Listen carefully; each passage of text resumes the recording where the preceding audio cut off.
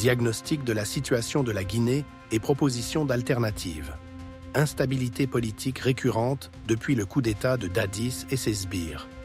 Tensions et méfiance entre les autorités de transition actuelles, les partis politiques et la société civile, rendant difficile un consensus sur la feuille de route. Fichier électoral obsolète et contesté, remettant en cause la sincérité et la crédibilité de tout futur scrutin. Violation des droits de l'homme et restriction des libertés publiques signalées par des organisations indépendantes. Difficultés économiques et sociales aggravées par la crise politique avec une dégradation des conditions de vie de la population.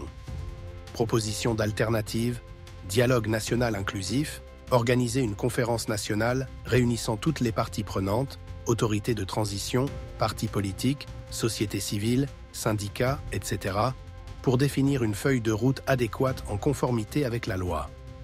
Établir un calendrier électoral réaliste et partagé avec des étapes claires et un engagement ferme de tous les acteurs.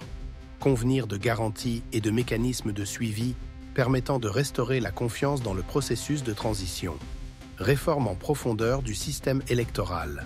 Mettre en place une commission électorale nationale indépendante composée de représentants légitimes et impartiaux. Procéder à une révision intégrale du fichier électoral avec la participation de toutes les parties. Adopter un nouveau code électoral garantissant l'égalité des chances, la transparence et l'intégrité du processus. Respect des droits de l'homme et des libertés publiques. Mettre fin aux violations des droits de l'homme et aux restrictions des libertés fondamentales, liberté d'expression, de réunion, etc. Engager des réformes en profondeur du système judiciaire pour garantir son indépendance et son impartialité. Sanctionner fermement toute entrave ou atteinte aux libertés publiques.